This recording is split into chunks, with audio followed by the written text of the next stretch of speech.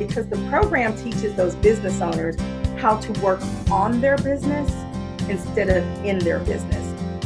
This is Brent Richardson, and welcome to the Business Minutia Podcast, where our focus is on the details of business that are often passed over by traditional classes and leadership training. We focus on the stories of real people who have tried, failed, and learned through their experiences and are willing to share their lessons with others. Jamie, one of the things that keeps me at a place, so I get people ask, I'm shocked that you've been in the same company for so long. One of the things that keeps me in a place is a community, the community of people that I work with. I think there's really talented people. I enjoy working with talented people. And, you know, one of the authors that we were talking about quite a bit that we enjoy reading is a guy named Bob Goff. And one of the things he talks about is that you should quit something every Thursday, or at least that's what he does. Right. And why is that? Well, it keeps things fresh, and it makes sure that you're always passionate about what you're working on, not just working on it because you've always worked on it. Yeah. So we were talking about what are the things that you would be willing to quit and what you wouldn't, right? What are the things you'd be willing? And I like the idea. Some things you should just drop and move on, change gears, right?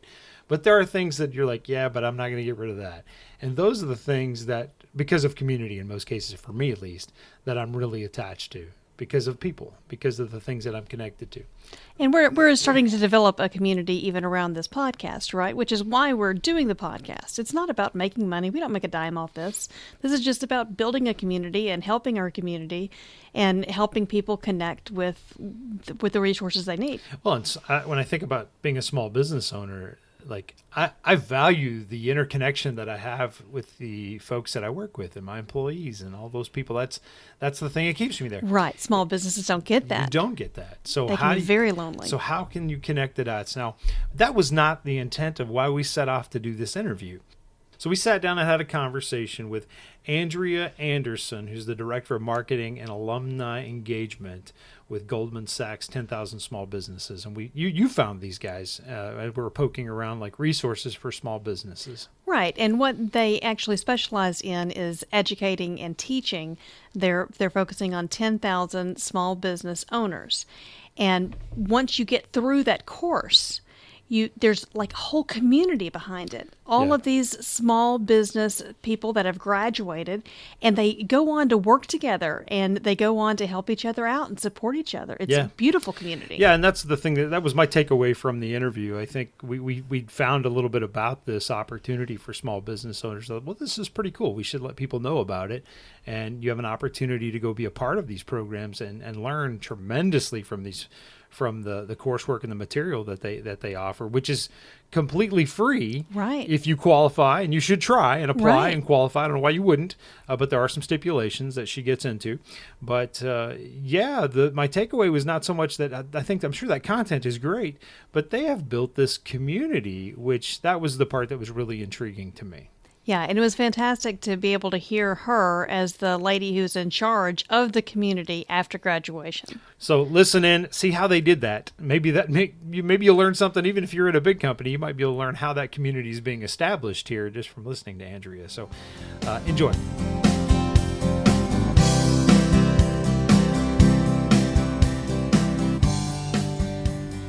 So my name is Andrea Anderson, and a little bit about my background is that I actually started out as a journalist. That's what my degree is in. And then I was a reporter for about 2 years before my career kind of took a whole different change, because I actually went to work for David Robinson, who used to be the center for the San Antonio Spurs. So I went to work for his foundation for about 4 years before I moved back to Dallas, which is home. And since then, I've actually gone into marketing, branding, advertising, communications. Those are really my specialties and my strengths. He's my all-time favorite basketball player. He's the best athlete I could have worked for. I'm a hardcore Spurs fan because of David Robinson. And I don't even live in San Antonio. I never have, but I just was a big Spurs fan because of him. Yeah. Okay, so that's how you get. So how did you get connected with Goldman Sachs? And tell us a little bit about the 10,000 small businesses. So how I got connected with Goldman Sachs was actually through one of the mod faculty who teaches like the opportunities and growth module for the class. She and I were friends. She had had a business, and she had been out on her own. And so had I at one point. I'm a little bit of a unicorn. I've worked for corporate, I've worked for nonprofit, and I've been out on my own and had my own business, which is on the back burner now since I'm doing this. The Goldman Sachs 10,000 Small Business Program is a program that is grant funded by Goldman Sachs Foundation and through Dallas College. So the program is actually grant funded through Goldman Sachs, and they give these funds to, there's like 19 different sites across the country that have gotten the funds to actually implement this. It's like a 4-month-long program. It's kind of spread out that way. To these different community colleges to help small businesses who are ready to grow go to the next level, who are thinking about growth, whether that be revenue or adding jobs. You just have to have a passion to grow your business. You don't necessarily have to know what your growth opportunity is, but you need to have that passion to want to grow your business. And that's how the program really was set up, and the curriculum is built around that. How the program started was when we had our recession in 2008. You know, a lot of the banks were catching a lot of flack and everything. Goldman Sachs they stepped back to look at what they could do to try to help bring the economy back and help the community. And when they did, they had a very successful program called 10,000 Women that was being done internationally, particularly in more third world countries, to help them become more economically stable and things like that. And it was very successful. And they did that program in partnership with Babson College. And Babson College is like the #1 entrepreneurial school in the country. And so Babson then stepped back and said, hey, well, why don't we write a curriculum for small businesses, both men and women, for here in the US. And so they did that, and they launched the very first program in 2009 in New York with LaGuardia College.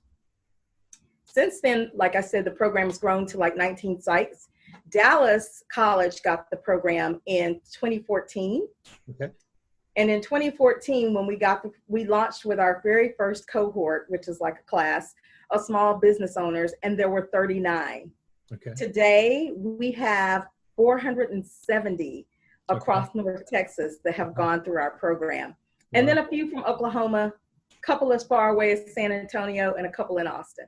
Now, how has that worked pre-COVID? Was it remote still, or was it done in classroom settings? Tell us a little bit about that. It's done in classroom settings.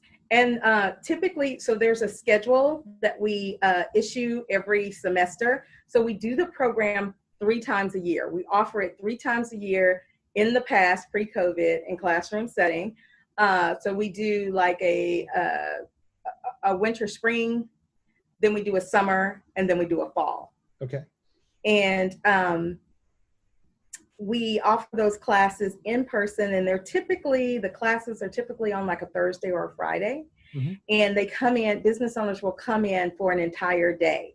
Okay. And of 8 hours of, of classes. So that's different for many small businesses. When they come in, typically they all have anxiety about being away from their businesses, but that's part of the beauty of the program, because the program teaches those business owners how to work on their business instead of in their business. Yeah. Because you're not going to be able to grow, plan, or strategize about your business while you're in the weeds of it. Right.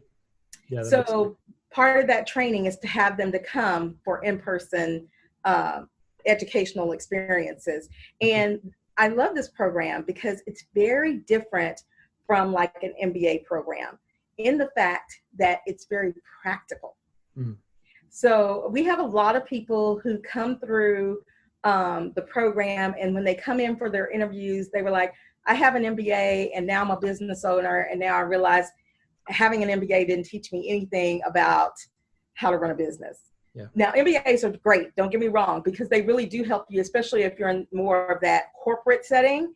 Mm-hmm. But for many of them, they're like, yeah, really, I didn't get everything that I needed to be able to effectively, run my business. And so with our program, it's very, very practical. So pretty much it's set up, Babson has designed it so that every class builds upon the other. And the goal for the small business owner, in order to complete the class, is they have to create a growth plan. And so if they are working on that plan and taking things and working it as they go through the process, then it's really easy for them to complete their plan. And like I said, they don't have to know their growth opportunity when they come in. Many do, but some don't. And we have a module that helps them with that helps them think through what is their growth opportunity. Like, is it a new product? Is it an audience they haven't looked at before? Is it pivoting and doing something different? And that's one of the things now that we're in these unprecedented times. Babson has made some adjustments to the curriculum, which this fall, all of the sites across the country have had to go virtual. Yeah. So it's a little different, but Babson has adjusted the curriculum to still focus on that growth aspect, but also kind of help business owners to focus on that, the pivots they may need to make during this time. Sure. And now, how would a business owner find out about this? Or is there an application process? And then I assume, what's the cost for this for them? So they find out about the program through various networking events. We have an outreach team that does outreach, but there is an application process. So people can go to 10ksbapply.com. That's 10ksbapply.com, and they can find out more about the program. They can pick a city that's near them to sign up for and apply. And the application actually takes less than 10 minutes to fill out. And the great thing about the program is if you get accepted to the program, it's totally free to the business owner. Nice. Because that's where Goldman Sachs comes in. The foundation is that they have provided grant funding to cover the cost for the community colleges, for operations, as well as for the materials, the faculty, everything that's needed to fund the program. So really what it costs the business owners is their time. Sure. Which is why I think you're looking for that growth mindset for people who are willing to go really take advantage. Right. And part of the beauty of it is, like I said, our program is very practical. So you use your business as your case study when you're going through the program. And the program, you're not just lectured to. It's very interactive. So you are put in, there's an entire class of up to 40 people. We can take up to 40 people. And they're also broken down into kind of like peer groups. And so there's overall class activity interaction, and then there's peer group interaction. So like I said, many of the business owners, they come into the program and they're thinking, woe is me, I'm the only one that has these issues and these problems. And they quickly find out that they're not alone. Yeah. And the beautiful thing about this program is that it's very, for Dallas, it's very diverse in the business owners. And when I say diverse, I mean everything from the women to men ratio is pretty even. We have, all different types from young to old. We have people who are just starting businesses. We have people who are like, okay, I've been in this business 40 years. I need to grow my business because I need an exit strategy. I want to sell and get out, right? So it's really rich from that perspective. And because you have everyone who might be at like $150,000 range to people who might be in the $10, $20 million range, those are few and far between, but we have had some people that have gone through the program that were at those higher levels. And their rationale for going through the program and asking if they could be accepted was because many of them started out not planning on being a business owner. They fell into the business, grew the business as much as they could based on what they knew, but they feel like their business has even more potential. So they're looking for that extra support to help them take it to the next level. Can you give some examples of the material or the coursework or the material that's covered? Yes. So there is there's an orientation, and then, like I said, we focus on growth and opportunity. There are a couple of classes that focus on financial statements, like money and metrics. And then we have also, there's a couple of clinics. So there's like a You Are the Lender clinic. There's like a negotiations clinic. There's a legal clinic where actually experts like in those fields come in and talk to the small businesses and give them tips and advice on how to prepare and what to look for and things to make sure that you're covered, right? And then also there's marketing and sales, there's processes and procedures. And then there's a class that we have that's called Being Bankable, which is actually works out really great for us because we're fortunate enough to have a fairly large local presence by Goldman Sachs here. So that is one of the opportunities where Goldman Sachs volunteers have an opportunity to come in on that day and actually interact with some of the small business owners. And the small business owners get to do what we call a rocket pitch. So they're not going to get any money, but this is just like for practice for if they do need access to capital. So they're prepared to go out and talk to any type of lender or, CDFI or anything like that. And so they get to do their pitches and then they give them feedback, like based on what they've said. Right. Yeah. So it's good practice for sure. Yeah. And how, I think you mentioned it. How long is the course good for? How long is it? Is it a year? Is it longer than that? Is it 6 months? How long does it last? So the course is spread out over basically about 4 months. Okay. So and we do it 3 times a year. I see. And so do you have people coming back for round twos, or is it limited? This is a first pass through for folks. So you only get to go through the program once, and only one person from the business can go through the program. Okay. Although we do, if you're accepted into the program, you are assigned a business advisor. We have business advisors as part of our staff. Yeah. And they will meet with you as the business owner, or some business owners like to have them to come out and meet with them and like certain leadership of their company. Sure. And kind of help them talk through their strategic plans and things like that. Okay. So that's really nice. Kind of like the advanced course. Yes.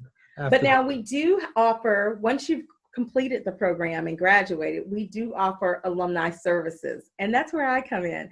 So I get to work with all the small business owners once they've gone through the program. And I offer continuing education for them. So I will offer different types of clinics, webinars, networking opportunities. I also try to stay in contact with them to find out how they're doing, when they win awards, when they're in the media, those kinds of things. So we kind of track their success. Sure. Any success stories you can share? Oh my gosh, we have so many success stories. And I think I mentioned to you, we have 470 alumni who have graduated. And for our area, do you know that those 470 small businesses translate roughly into just over $800 million wow. in this area? Wow. And about 18,000 jobs. Wow. Yeah. So, a lot of people think of big corporations as holding down, America, but really it's the small businesses. Because when I throw out numbers like that, and we're just talking about our area, we're not talking about, all the other sites. So this was something we talked with Kelvin about with Dallas Citizens Council, as well as the impact of small business in Dallas economy is quite significant. So it's definitely motivates us to help provide as many resources to people out there as possible, so that the businesses that we care about will be there, post-COVID as well. How has COVID affected the classes? You mentioned it's had to shift to virtual. Has that had any effect? So yes, we've had to shift to virtual. We currently have a class of 35 who are going through the program. And of course, since they're going through the program for the first time, they don't have the benefit of knowing what it was like to be in the classroom. Yeah. But I have to like really give a shout out to the class that we have right now, which is cohort 18, because they have been showing up for classes and they have been engaged. And I know that was one of the things that our team, that we gave a lot of thought about, and we wanted to make sure happened since we were having to go virtual, is we stopped to think about and place an importance on being able to have those business owners connect and be engaged. Yeah. Because it's easy to do that in the classroom. And like I said, once those walls come down, they automatically connect and they bond, which is so important. And so we've been focused on making that happen online, right? Especially when they're in class, they're there and they're focused. But when you're at home and then you're trying to learn on a screen, and then there's so many other things going on.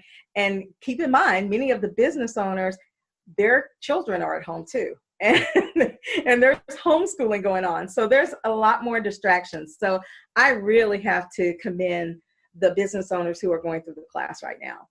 Yeah, difficult for everybody virtually, but if you're trying to firewall yourself from your business, which is probably right there sitting in, behind you waiting, that's difficult. But it's good to hear that they've maintained, and keeping the engagement virtually is quite challenging by itself. So if you guys have found a way to keep them networked, that's impressive. So tell me a little bit about what kind of qualifications you've mentioned you look for people that just looking for the opportunity to grow. Any other qualifications that you look for in terms of who you accept and who might not make the cut? Yeah, we have 4 basic qualifications where you need to be a business owner and own a percentage of your business, have been in business at least 2 years. Our typical requirement is that you have a minimum of $150,000 in revenue, but with these unprecedented times, they have made some adjustments to that. So they've actually lowered the revenue amount to $100,000. Okay. As well as the final requirement is we really like for you to have about 4 employees. They've also made an adjustment to that to where right now you only need to have 2 employees. Okay. So anybody who's out there and listening to this podcast, you might want to take advantage of those relaxed criteria because while they exist. Yeah, jump on it while you can. Because it opens it up to more business owners, particularly when you look at like professional services. Oftentimes professional service people don't have necessarily, 4 employees, right? Sure. Yeah. But this will be a much easier way to take advantage of that. And the great thing is, as a small business owner, you get to count yourself as an employee. What do you see, since you're involved in the alumni, engagement? What do you see are some of the big takeaways that people come away from after having completed the coursework and graduate? What are the things that they're talking about? This is what I learned the most here.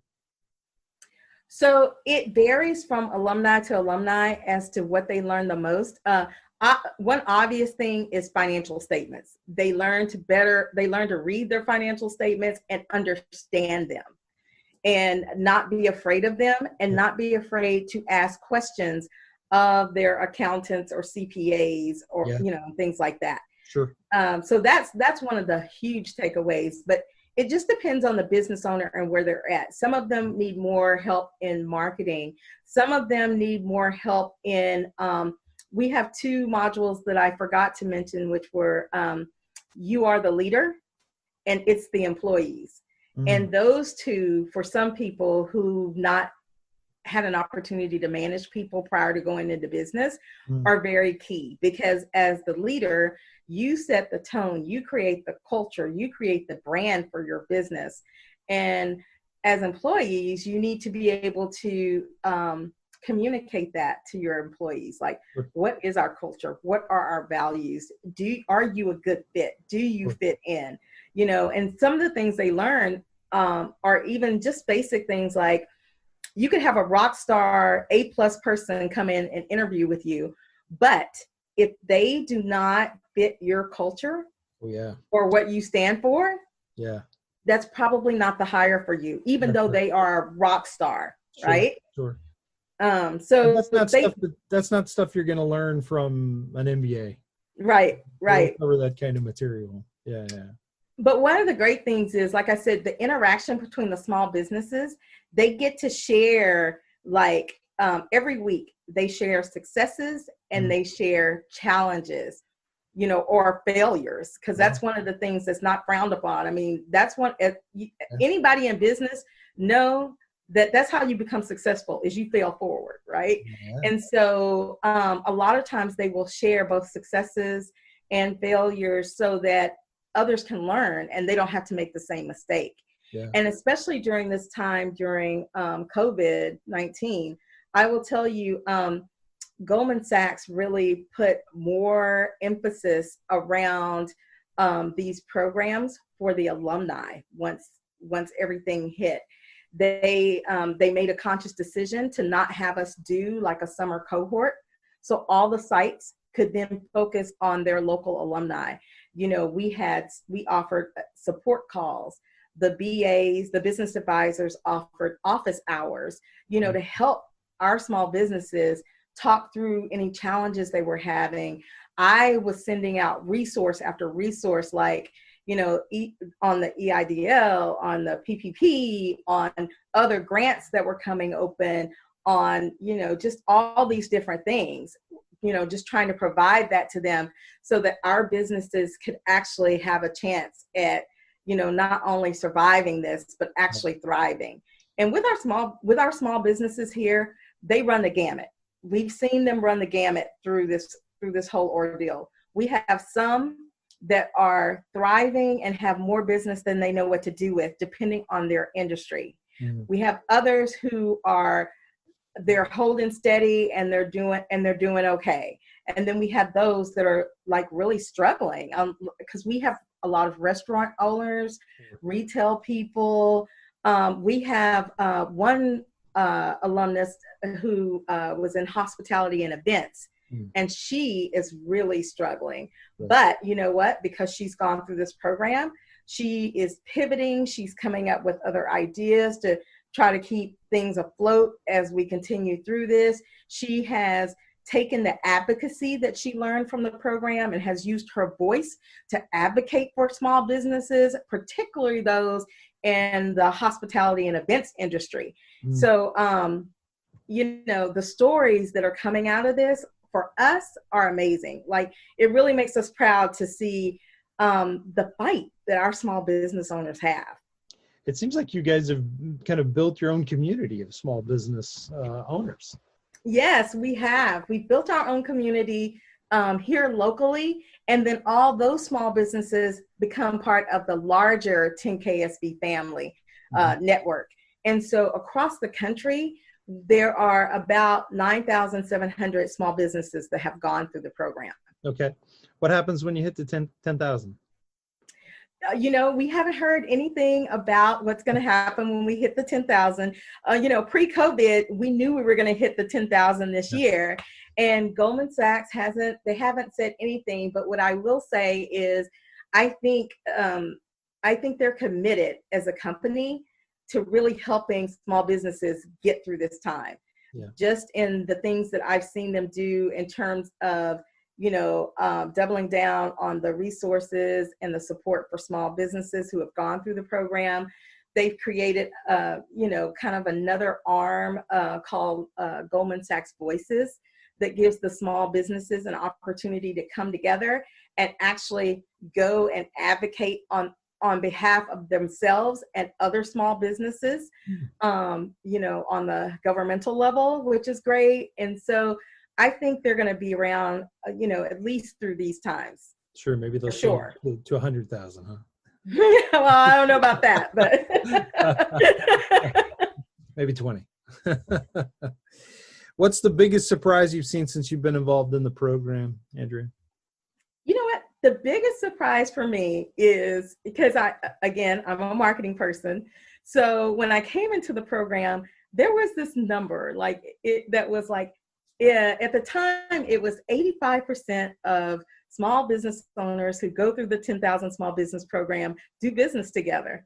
And I was like, yeah. As a marketing person, I was like, yeah, that's spin. Somebody's, That's just some spin on some numbers. Right. But now, having been in this position for 4 years and being responsible for the alumni and actually seeing them report into me who's doing business together and who's sending lead referrals to one another or who's mentoring one another, I can tell you that number is true. Yeah. Now, that's a national number, and that number has grown in 4 years from 85% to 88%. Mm. And the great thing is, especially right now, I'm still seeing it happen, like here on the local level. I hosted a webinar 2 weeks ago, and we had a number of our women business owners on there. And the webinar was around, just trying to talk about like what was going on with them right now and that kind of thing.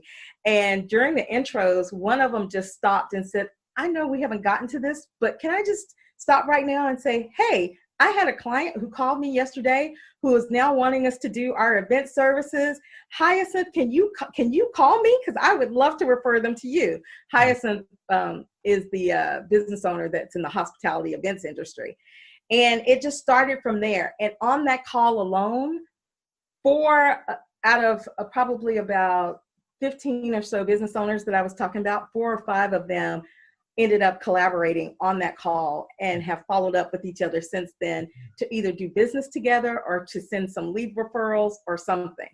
Yeah, you're fostering community, and that Yes. network naturally happens when people are trying to win together. That's awesome. That's fantastic. And we've had alumni who have in class. I mean, we've had scholars who in class met each other, and before class was even over, they'd already partnered up to maybe go in together on RFPs, and they've won business together. Wow. I mean, so it's just really great. It's really interesting. I've talked to quite a few people, Dallas Score and other people that do kind of a sort of similar, all trying to do something to support a Dallas small business. But this is the unique piece to me of what I'm hearing from you is that community piece. I don't get that from anybody else I talk to, Andrea. That's a very unique thing. That's probably unique to you. That's my guess. Is it's probably, or whoever's in charge. That's a leadership thing that kind of trickles down culturally. But that's pretty cool. If I was a small business owner listening to this, that would be an attractive thing to me because community and network is important. It's the reason I chose the college that I went to. Texas A&M is famous for having this vast network and community. So that's very awesome. I appreciate the time. It's really, really good to get the word out and let people know. And anything that we can do to support Dallas economy and Dallas small business is good stuff. So Okay. I do certain webinars or sessions that are clinics that are just for alumni. But, you talked about that community, that connectedness. That actually is not just me. I mean, I am a big part of it, but it's the entire team. So our team, we actually have an outreach director and a team of people who work with her, and they actually nurture those small businesses and encourage them just to get them through the process. Mm. And it's not that the process is that difficult or that bad. It's just that some people, because you fill out that application, which I said takes less than 10 minutes, the application is to just assure that you meet the criteria, right? Mm-hmm. And if you do, then you have to move to part 2. And part 2 is where you have to submit your financials. And it's the same financials that other people who do certifications ask you to submit. So if you become a certified business owner, it's the same type of financials, just like a tax return, your profit and loss statement, and there's a third piece. But a lot of people, that holds them back because they're afraid to submit them. Many of them are afraid to submit them because they don't have them or they don't understand them. Sure. And so part of the reason why we ask for those again is just to verify the information you put on your application, but also that information is then used in the class. Because I mentioned how they have the financial statements workshops in the Sure. money and metrics class. Sure. So, But if they don't have all the answers, that's why they need to go through the material. yeah. Yeah. So they shouldn't be intimidated by that. But Andrea, this is really good stuff. I appreciate it.